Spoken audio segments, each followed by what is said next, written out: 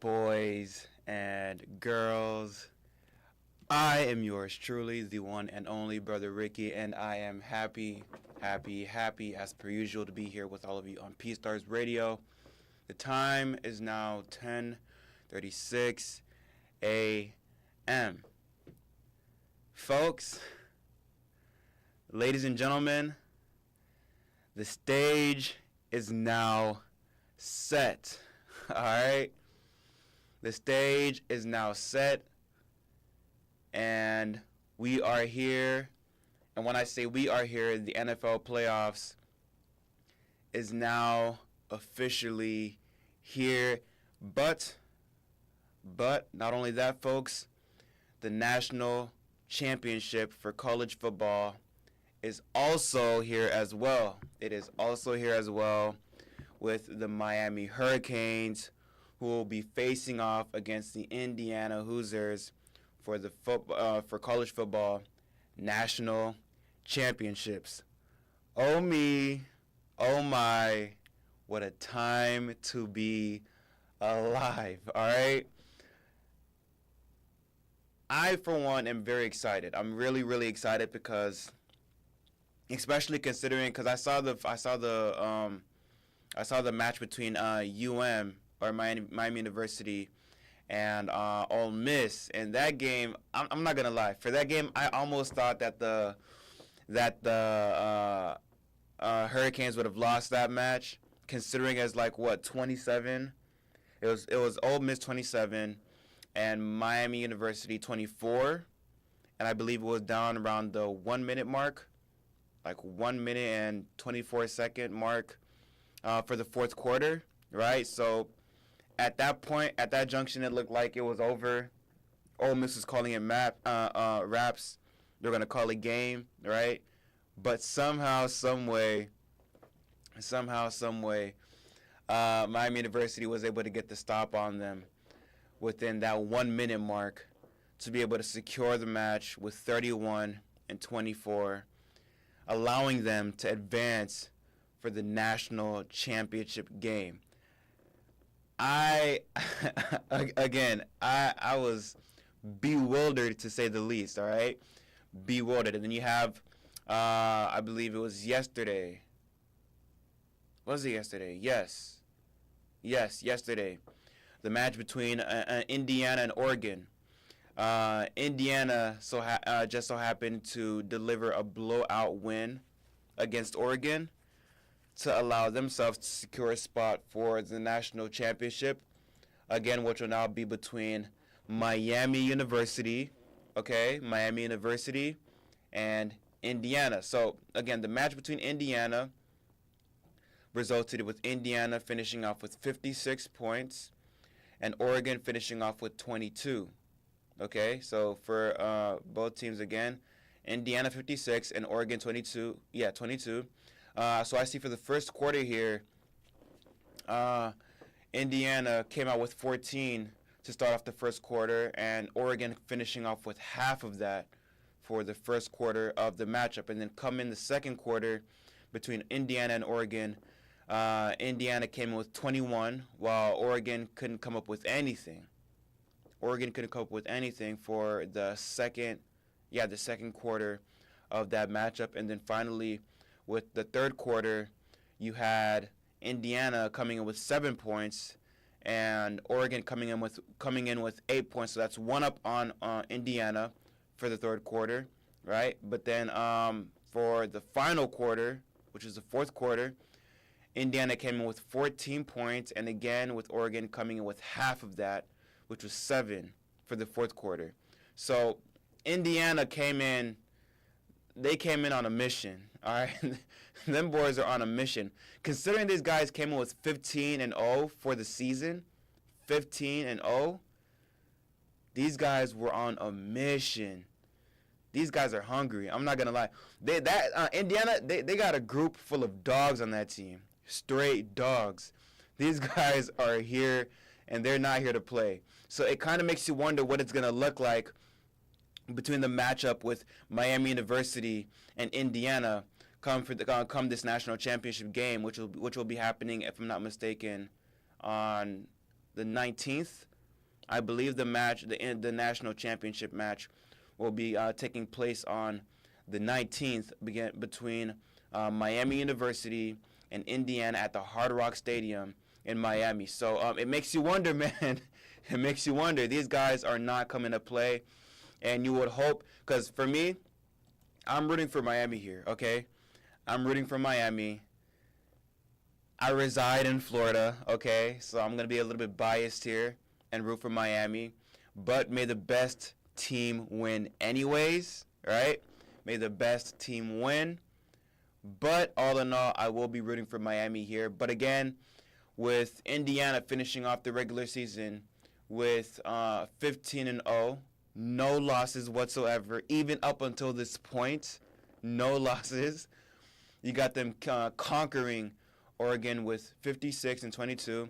And then for Miami and Ole Miss, again, they finished off with 31-27. 31-27. This game was very fun to see. This game was very, very fun to see. Okay.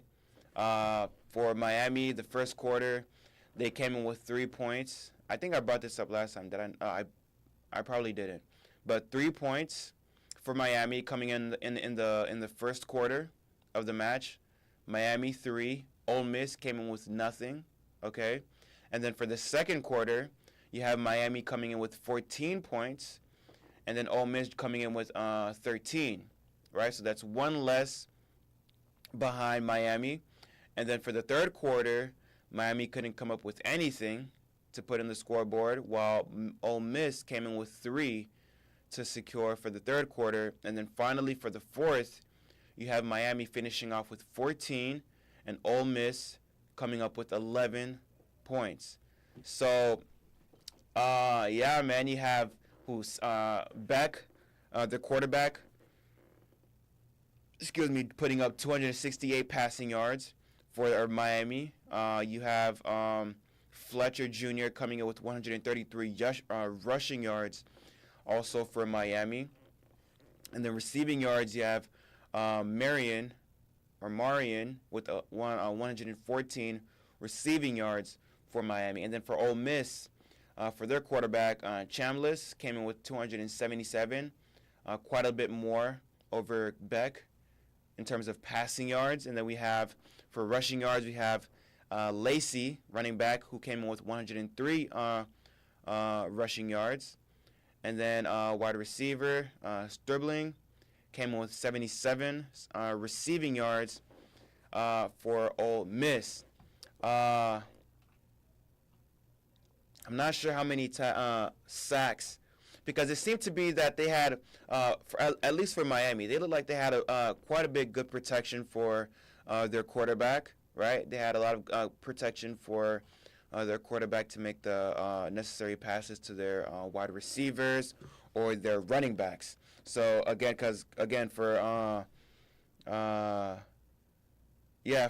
Miami, for the rushing yards, again, Fletcher came in with 133 for the rushing yards. So they were able to make good plays and have good protections for their quarterback, which is something that's very, at least in my opinion, something that's very important. That's definitely needed, right? If you want to be able to make the right touchdowns, the right plays to help your team win. So that was good for Miami on their part, which again helped them secure their spot to go against the Indiana Hoosiers for the national championship. So again, I'm excited. I am extremely excited to see who is going to take it all the way and win the national championship for college football, again, between Miami University and the Indiana Hoosiers, all right? Now, of course, right, considering, because for the Miami Hurricanes, they finished off the regular season with 13-2, all right? So that's what Miami finished off for the regular season, which was 13-2. And then again for Indiana, they finished off with a 15-0 run, exactly. 15-0 run. 15 wins and no losses. Again, even up until this point, Indiana has had no losses. That is clearly a perfect record. A perfect record. So for this national championship match, this could end up potentially being a loss for the Indiana Hoosiers, but it also could not be, right? Again, considering they're going 15-0, or they went 15-0 for the regular season, they could end up going 16-0 and beating Miami University for the national championship. Who knows, okay? Who knows? I don't know. You don't know. Everybody else seems to know because everybody is putting their bets, okay? Everybody is putting their bets on Indiana delivering a blowout to Miami University, and they wouldn't be far-fetched, okay? They would not be far-fetched. They got a lot of talented guys on their team anyways. Mendoza, their quarterback, they got Mendoza delivering 177 passing yards. And this is against Oregon, by the way, 177 passing yards against Oregon. And then they have their running back, Black, who puts in 63 rushing yards. And Surratt, their wide receiver, who put 75 receiving yards for Indiana. And then you have Ndukwe, I hope I'm not butchering the name here, but Ndukwe bringing in 2 sacks for Indiana. So these guys look like they can break the defense of any team and take on or deliver a lot of sacks to their quarterbacks. So it wouldn't be far-fetched if a lot of people would have assumed or would assume that the Indiana Hoosiers will defeat Miami University for the national championship. People wouldn't be far off from that. But again, I'm going to be biased here. I'm going to be extremely biased here and root for Miami University because, again, I am a Florida resident. I reside in Florida, and I want to support the local colleges, local universities, local teams, so on and so forth. So I'm going to root for the Miami here and hope that they can deliver the defeat to the Indiana Hoosiers and win this year's national championship for college football, all right? But that's what it's looking like for college football, the national championship round, again, between Miami University and the Indiana Hoosiers, all right? So stay tuned in for that. And then again, we are here for the playoffs, the NFL playoffs, and the stage is set. All right, the stage is officially set, ladies and gentlemen. So again, for last season, we already know that our defending champs, which is the Philadelphia Eagles, are now looking to make a two-peat, okay? A two-peat for this year's NFL road to the NFL Super Bowl, as the Eagles have secured their spot in the NFL playoffs. All right. So again, the stage is set. So we have the Houston Texans, the Houston Texans, who will be facing off against the Steelers, right, for the AFC playoffs, and then we have the Buffalo Bills going up against the Jacksonville Jaguars, again for the AFC, and then we have the Chargers, who will be going up against the Patriots for, again, the AFC, and then we have the Broncos, who have secured a wild card. Wild card. Yeah, but the Broncos have secured their spot as well for a wild card match. So that's going to be, I believe, whoever wins between the Texans and the Steelers. Yeah, between the Texans and the Steelers, or the Buffalo Bills and the Jacksonville Jaguars. And this is for the AFC. And then for the NFC, we have the Rams. The Rams will be going up against the Panthers for the NFC. And then we have the San Francisco 49ers, who will be facing off against the defending champions of the Super Bowl, which is, again, the Philadelphia Eagles. And then finally, we have the Green Bay Packers, who will be going up against the Chicago Bears. And again, the Bears are one of the teams that has surprised me, okay? The Bears have surprised me in terms of making it all the way to the playoffs and securing their spot. And so I can't wait to see what the Bears do here. I hope they take it farther into the NFL playoffs. Who knows, right? But again, the Bears surprised me, and so I can't wait to see what they do. I think this is a rival team here. Yeah, this is a rival team. So the Green Bay Packers are going up against the Chicago Bears. Two rival teams here. This is an exciting match because the last match I saw between these two, the Bears delivered the win. And that win, again, was crazy. I talked about this on one of my previous shows already. So this is a match that I want to see here. It might be live, it might not, but I want to see this match again because these are two rival teams here. And I want to know what happens with the results for that matchup in terms of who is going to be advancing into the NFC playoffs for the NFL. But for the NFC, we have our also wild card team here. I'm calling it wild card because I'm thinking that's how they are referring to them. But the Seattle Seahawks, okay?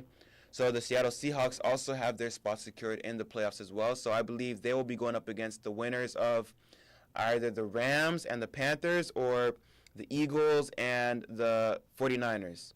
So whoever wins between either teams, I believe, is going to be going up against the Seattle Seahawks in advance to advance into the NFL playoffs, all right? So, yeah, that's what it's looking like there. I did want to give a little bit of a – because I did want to make predictions. I brought that up earlier. Mom, Dad, thanks for tuning in. I really appreciate it. I really appreciate it. Thank you guys for tuning in. You guys are the best. But I did want to, because I brought up again on my previous shows that I did want to start doing the, how do I say, predictions, right? I did want to start doing my predictions as to who I think will advance into the playoffs here. And so before I did that, though, I wanted to get into my analysis for each teams. I believe the first match for the playoffs is going to start tomorrow on Sunday. I believe between the Philadelphia Eagles and the 49ers. Yeah, exactly, yeah. So, yeah, it's going to be between the 49ers and the Eagles, the Bills and the Jaguars, and the Chargers and the Patriots. The Chargers and the Patriots. And I believe, actually, I think it's happening today, actually.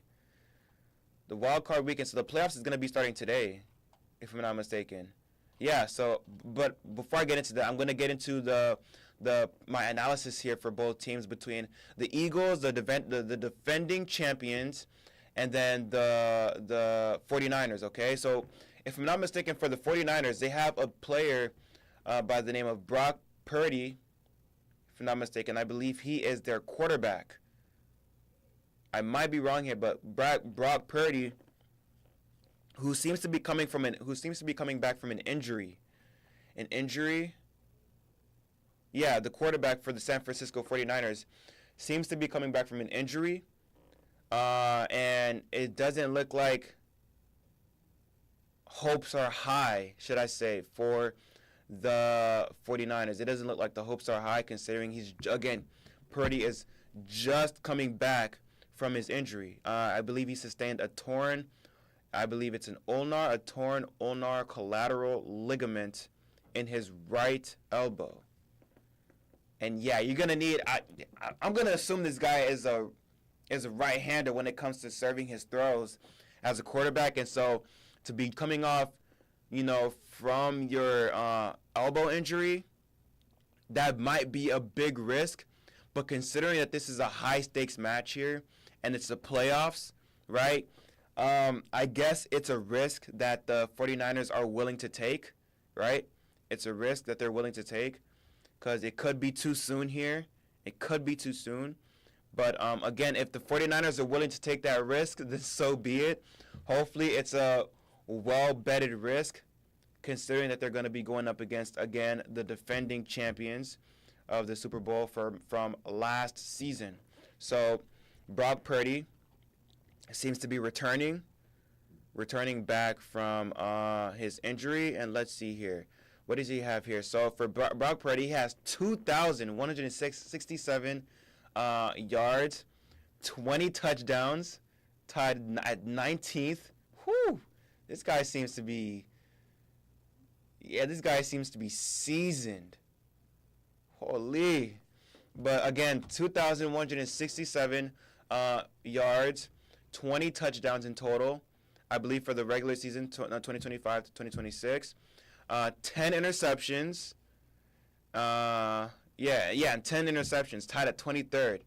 So, yeah, this guy, I can see why they would risk bringing him on here, because this guy seems to have a lot to offer to the team.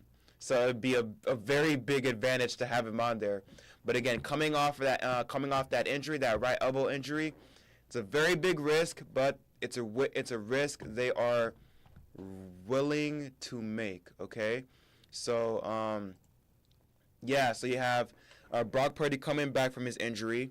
So what does it look like for the Eagles? The Eagles have scored 22.3 points per game for 2025. That's 19th in the NFL and the fewest in the Nick Sirianni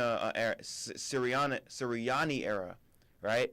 And they've averaged 311.2 total yards per game. That's 24th in the league, right? And they have a very big offensive advantage, right? When they have Jalen Hurts, Saquon Barkley, their running back, A.J. Brown, Devontae Smith, right? And then they have Lane Johnson, who's coming back as one of their blockers, right? I believe he's one of their tight ends. So these guys have a very packed crew for the Philadelphia Eagles, which can give them a very big, again, offensive advantage over the 49ers, all right? So that seems to be promising, to say the least, for the Eagles. And then, again, for the 49ers, who do they have here? They have Kendrick Bourne, Juwan Jennings, with the 49ers having 23 consecutive drives without punting at one point down the stretch. And then they also have a good guy, a good blocker for their tight end, which is George Kittle for the 49ers, to be able to stand against the Eagles. All right. What do they also have as an advantage here? What do they also have as an advantage? Yeah, so I mean, listen, this again, for the 49ers here, for them to stand a chance, they're going to take that risk. Okay, they're going to take that risk in bringing Brock Purdy, because I don't know how much rest he's had since his injury to get himself back in shape normally. But again, considering that this is a playoffs match, they're gonna put out all the stops. All right. Listen, this is a go big or go home game. All right. For both college football, the national championship match between Miami University and Indiana, and in the playoffs, ladies and gentlemen, this is a go big or go home game. All right. These are knockout rounds. 1-round knockouts. 1-round smackdowns, all right? So these teams are going to put in all the stops here. These guys are going to be stepping on necks, okay? Stepping on necks. So may the best team win, okay?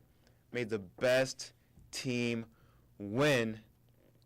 And I, for one, again, am excited. All right, I'm extremely excited to see what this week is going to look like, because these guys are not playing any games, all right? These guys are not playing any games. As far as I know, with the teams for the NFL, again, it's very jam-packed. A lot of very talented players for the Chicago Bulls. I'm excited to see what they're going to do. I'm excited to see that matchup between the Green Bay Packers again and the Bears. These are two rival teams, so I'm here for it. And then again for the national championship with college football, with Miami University going up against Indiana. I'm excited to see that as well, to see who is going to be the one to come out on top between both sides of football, NFL and college football. I cannot wait. All right? I cannot wait to see how it all comes down, all right? Before I leave, I am a bit over time here. I did want to give you a little bit of some news for the NBA. So the NBA, there has been a trade, a very big trade, or at least I would like to call a very big trade, that has happened, and trade deadlines haven't even arrived yet. I believe trade deadlines are going to be taking place on the 5th, okay, the 5th of February. That's when all the trade deadlines are going to be happening. But again, we have some trade deadlines that have occurred much more sooner, okay? And so this big trade that has happened took place in between Atlanta and the Wizards. And so for those of you who have been living under a rock, okay, the Atlanta Hawks has made the decision to trade Trae Young, okay, their star player. Trae Young has been traded to the Washington Wizards, okay? So the Washington Wizards has received Trae Young, and they themselves has traded C.J. McCollum and Corey Kispert to receive Trae Young, okay? So Trae Young has been traded to the Washington Wizards, and the Atlanta Hawks have received C.J. McCollum and Corey Kispert in trades for Trae Young. So I don't know what this was. I don't know if this was a decision between Trae Young wanting to be traded. I think this is. I think Trae Young, because him and his agents has sit down together to make a plan for Trae Young to be traded. So I think this was a decision on Trae Young. I mean, both Trae Young and the team, of course, but I think this is something that Trae Young wanted. Right? I may be wrong here, but I think this was a decision that he wanted to make, to be traded from the Atlanta Hawks to a different team. Now, in terms of Trae Young, I think Trae Young was supposed to be a player that I believe the Atlanta Hawk was supposed to build around, right? Because I believe he was the face of the Atlanta Hawks, and so the plan, I believe, was to build around Trae Young, okay, build around their star player, in hopes of being able to, of course, go into the playoffs and ultimately win championships. Now, unfortunately, that has never happened. They've made it to the playoffs, right, here and there, but they could never secure a spot in the finals and ultimately win. So when things like that don't work out, I guess you want to be able to try to do something else, find different avenues or find different ways. And if that means having to be traded into a different team, then so be it, they're going to do that. And so that's what happened here in terms of Trae Young being traded to a different team to try to have a different outcome. Now, me personally, I don't know if that will make much of a difference, okay? It might just be me, but I don't know if that will make much of a difference in terms of Trae Young being able to take the Wizards to the playoffs, let alone the finals. That might sound crazy to a lot of people because the Wizards right now are sitting at a very bad spot in terms of win-loss ratio for the regular season. So a lot of people may not be way off if they would assume that Trae Young isn't going to do anything to advance the team into the playoffs, let alone the finals, and win the finals. But who knows? I mean, some things could happen. Things could happen out of our surprise, right? For next season. Maybe not this season, but yeah, man. So I don't personally see much of a difference being made here with Trae Young going over to the Washington Wizards. Granted, I think he's also a player who's also injury prone to injury, easily injured. So I think there needs to be more conditioning for Trae Young to be able to get him, in the right spot, to be able to, continuously be in a part of the roster for the rest of the season, for the regular season. So, yeah, I mean, hopefully wherever he goes, he can, get value from that to be able to advance him, or help him get closer as much as he can to, making it to the playoffs and, again, ultimately winning a championship or a chip for his respective team, all right?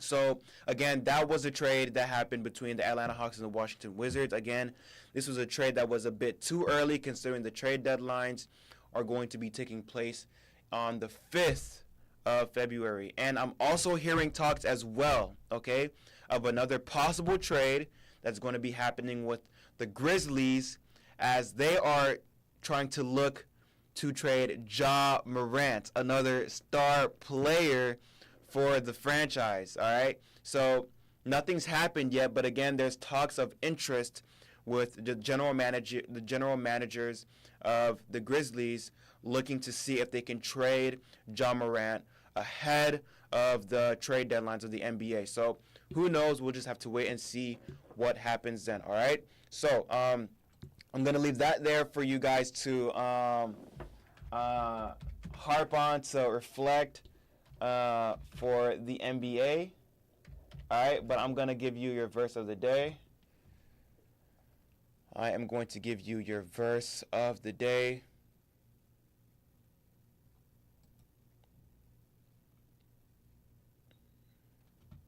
Yeah, because I'm way over time here.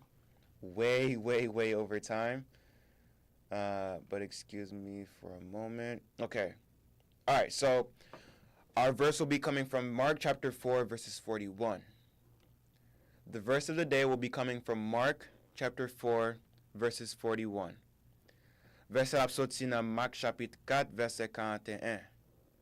Encore verset l'absorti dans Marc chapitre 4, verset 41.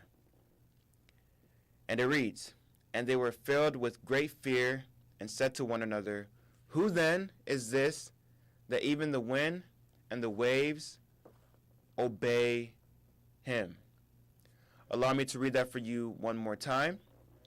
And it says, "And they were filled with great fear and said to one another, Who then is this that even the wind and the waves obey him?" All right? So, there's not a lot of context with this verse here. There's not too much context, but understand that, our God is a God who has the capabilities of doing anything and everything. God is the Almighty. He is the All-Powerful, and there is nothing that is beyond the scope of what he can do, okay? Every knee will bow and every tongue will confess that Jesus Christ is, in fact, Lord, and that we have to realize and understand that a God like this, right, a God who has the power to allow the wind and the waves to obey him, the God who has the power to move mountains, the God who has the power to create all living creations, the God who has the power to do literally anything that you can imagine. Get this. The God who has the power to do anything that you can imagine loves a sinner like me and you. Okay? A God like that who has the power to do anything loves you. Okay? He loves you. He cares for you. He sent his son on earth to die for you. This is the kind of God that I serve. I don't know about you guys, all right? I don't know about you, but this is the kind of God that I serve. And I want to share this kind of love that God has shown me with all of you. And I want you to know that this kind of God that I serve is a God who also loves you as well. So for those of you who are not close with God, who don't know God, I want to encourage you to take the time to learn God yourself, pray, right? Communicate with him through prayer and through the word, right? Build a relationship with him and experience the kind of love that God has shown me for yourself, okay? Experience that kind of love for yourself and come back and thank me later, okay? You come back and thank me later. Again, continue to build and maintain and sustain that relationship with God, and God will ultimately bless you and your family, all right? I love you guys. Again, I'm way over time. I love you guys, and I will see you all here on Tuesday, right back here as per usual at around 12:30, all right? I love you guys, and I will see you all then. Bye.